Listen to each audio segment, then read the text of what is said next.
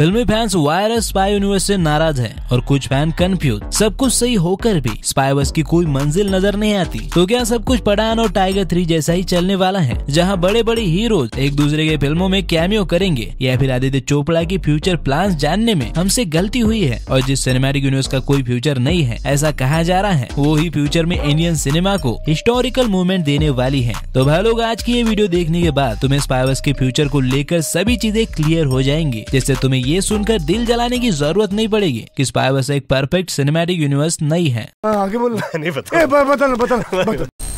हाँ, मैं जानता हूँ टाइगर 3 से काफी लोग डिसअपॉइंटेड हैं, क्योंकि ऑब्वियसली टाइगर 3 फिल्म स्पाईवर्स की कम और स्टैंड अलोन सीक्वल ज्यादा लग रही थी और इसीलिए नाराज होना तो बनता है, क्योंकि भाई हम कनेक्शन ढूंढने गए थे और डिस्कनेक्ट होकर आ गए। पर क्या तुमको पता है, ऐसा इसीलिए हुआ क्योंकि जब आदित्य चोपड़ा को स्पाईवर्स का आइडिया आया था तब पठान और टाइगर 3 की स्क्रिप्ट ऑलरेडी पूरी हो चुकी थी। वो तो सब कुछ बाद में उसमें डाला गया और भले स्पाईवर्स में अब तक 5 फिल्में आ चुकी है, पर टेक्निकली देखे तो टाइगर 3 स्पाईवर्स की दूसरी ही मूवी है, क्योंकि स्पाईवर्स की शुरुआत पठान से हुई है। तो यार मेकर्स को सांस लेने का टाइम तो दो, ताकि वो कनेक्शन और स्ट्रॉन्ग बना सके। बात तो सही है। लेकिन फ्यूचर में स्पाईवर्स में बहुत ही इंटरेस्टिंग चीजें होने वाली हैं, जिसका असली सफर वॉर 2 से शुरू होगा और मंजिल आते आते बहुत साल गुजर जाएंगे। और यकीन मानो ये सफर वाकई ही में मजेदार होगा, क्योंकि आदित्य चोपड़ा को तुमने बहुत कम आंका है। स्पाईवर्स को लेकर इनके जो फ्यूचर प्लान्स हैं, जो मैं तुम्हें आगे वीडियो में बताऊंगा ही, वो तुम्हें हैरान करने वाले हैं। पता है स्पाईवर्स की सबसे अच्छी बात क्या है जो इसे इंडिया के बाकी सिनेमैटिक यूनिवर्स से अलग बनाती है और पहले नंबर पर रखती है? वो है इसका कंट्रोल एक स्टूडियो के हाथ में होना। यूजुअली लोग के सिनेमैटिक यूनिवर्स, अस्त्रबस और बाकी इंडियन सिनेमैटिक यूनिवर्स की प्रॉब्लम यही है कि उन्हें डायरेक्टर्स ने बनाया है, जिसकी वजह से हर फिल्म वही डायरेक्ट करते हैं और एक ही फिल्म आने में 2-3 साल आराम से लग जाते हैं। जैसे विक्रम के बाद लियो को आने में लगे, उन्हें हर बार एक नया प्रोड्यूसर ढूंढना पड़ता है, जैसे एन मुखर्जी के साथ हुआ। ब्रह्मास्त्र पार्ट 1 के बाद करण जौहर ने अपने हाथ ऊपर कर लिए, लेकिन स्पाईवर्स एक ही प्रोडक्शन हाउस के कंट्रोल में होने की वजह से ये अलग अलग प्रोजेक्ट पर डिफरेंट डायरेक्टर लगाते हैं। एक ही साल में इनकी 2 फिल्में रिलीज हो जाती है,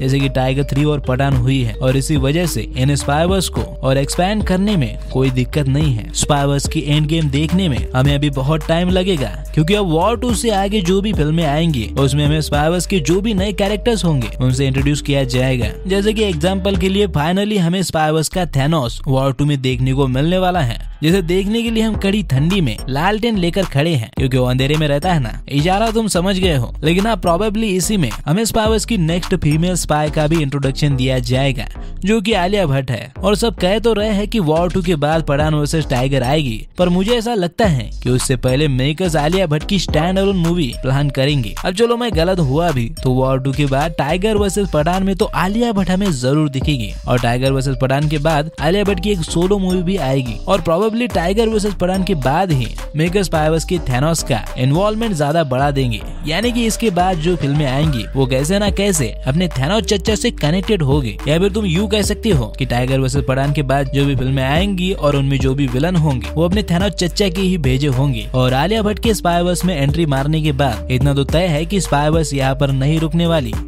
पर्सनली मुझे ऐसा लगता है कि स्पाईवर्स में एक और स्पाई की एंट्री तो मेकर्स जरूर प्लान करेंगे, जो थोड़ा जवान भी होगा। क्या मतलब कि मैंने शाहरुख और सलमान को बूढ़ा कहा, वैसे वो है भी। और आई होप कि अगर ये बात सच हुई तो ये मौका विद्युत जामवाल को ही मिलना चाहिए। एक डेडली स्पाई के रोल के लिए ये बंदा परफेक्ट है, पर वायरब ऐसा शायद ना करे, क्योंकि ज्यादा पैसा होने के कारण वो बस सुपरस्टार को ही स्पाईवर्स में कास्ट करते हैं। वैसे तुम्हारी इच्छा क्या है? अगर कोई नया स्पाई आया तो वो कौन होना चाहिए? अपने फेवरेट एक्टर्स के नाम कमेंट में बताओ। वैसे जो भी लोग ये एक्सपेक्टेशन लगा कर बैठे थे कि बहुत जल्द, यानी शायद टाइगर वर्सेस पठान के बाद ही हमें स्पाईवर्स की एंड गेम मूवी मिलेगी, तो भूल जाओ। मुझे ऐसा लगता है कि आदित्य चोपड़ा इसे बहुत लंबा खींचने वाले हैं। वैसे हमें भी यही चाहिए, लेकिन मैं ये भी सोच रहा था कि वो द एवेंजर जैसी फिल्में भी फ्यूचर में प्लान कर सकते हैं, जिसमें अपने सारे स्पाई मिलकर एक ही मूवी में दिखेंगे और थैनोस की भेजी मुसीबतों से लड़ेंगे।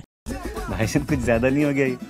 मतलब कुछ भी। हाँ यार, मैंने बोल तो दिया, लेकिन मुझे भी लग रहा है कि मैं कुछ ज्यादा ही बोल रहा हूँ। ऐसा नहीं हो सकता, लेकिन हाँ, वायरब के पास ऐसा करने का गोल्डन चांस है, जो मैं चाहता हूँ कि वो अपनी आने वाली फिल्मों में यूज करे। लेकिन अगर ऐसा नहीं भी हुआ तो भी यार, अभी तो स्पाईवर्स शुरू हुई है, अभी तो हमने इन कैरेक्टर्स को अच्छे से जाना भी नहीं। अभी तो पठान 2 आएगी, जिसमें हमें पठान के कैरेक्टर आर्क को और अच्छे से जानने का मौका मिलेगा। मेकर्स रुबाई और जोया को एक साथ लेकर भी एक मूवी प्लान कर रहे हैं और जिम के स्पिन ऑफ को लेकर भी बातें चल रही है। तो अभी से स्पाइवर्स को जज करना अच्छी बात नहीं है। कनेक्शन तो आगे बनेंगे जो इन्हें अपनी मंजिल यानी कि एंड गेम तक ले जाएंगे। और हाँ, मैं तुम्हें ये नहीं बताऊंगा कि वॉर 3 या फिर टाइगर 4 एंड गेम वाली मूवी होगी, क्योंकि पर्सनली मैं ऐसा सोचता हूँ कि एंड गेम वाली मूवी कोई भी हो सकती है, क्योंकि मेकर्स अभी मंजिल पर नहीं बल्कि सफर पर ध्यान दे रहे हैं। मेरा मतलब है कि अभी आदित्य चोपड़ा स्पाइवर्स को और बड़ा बना रहे हैं और एंड गेम को लेकर वो शायद टाइगर वर्सेस पठान मूवी के बाद ही चीजों को प्लान करना स्टार्ट करेंगे। और तब तक हम भी थैनोस को अच्छी तरह से समझ पाएंगे कि वो कौन है, उसकी पावर्स और कमजोरी क्या है। जब ये सब हो जाएगा तब हमें अपने स्पाई की टीम वर्सेस एनटीआर की टीम देखने को मिलेगी। मतलब फ्यूचर में काफी मजा आने वाला है, अगर जो कुछ भी मैंने कहा वो सच हुआ तो। वरना फिर क्या, खेलते रहो सीक्वल। हम भी तुम्हें इग्नोर करना सीख जाएंगे। खैर ये तो फ्यूचर की बात हुई, लेकिन मजा तभी आएगा जब एनटीआर का कैरेक्टर जो स्पाई यूनिवर्स का मेन विलन होने वाला है वो पावरफुल हो। वो जितना बैडएस और ब्रूटल होगा, कहानी उतनी ही थ्रिलिंग हो जाएगी। और इंटरेस्टिंगली टाइगर 3 के पोस्ट क्रेडिट सीन में कर्नल लूथरा ने जो डिस्क्रिप्शन थैनोस को लेकर दिया था, उस पर मैंने एक डिटेल वीडियो बनाई है जिसमें मैंने एनटीआर कौन है, कहाँ है और कितना पावरफुल है, इन सब को लेकर बात की है। तो अगर तुम्हें जानना है कि स्पाइवर्स का मेन विलन कितना ब्रूटल और बैडएस है तो लेफ्ट वाली वीडियो देख लो। साथ ही में अगर ये वीडियो अच्छी लगी हो तो इसे लाइक और शेयर करना बिल्कुल मत भूलना। और जाने से पहले यार चैनल को सब्सक्राइब कर दो। तो फिर मैं चलता हूँ, हम मिलेंगे अगली वीडियो में, तब तक आप फिल्में देखो।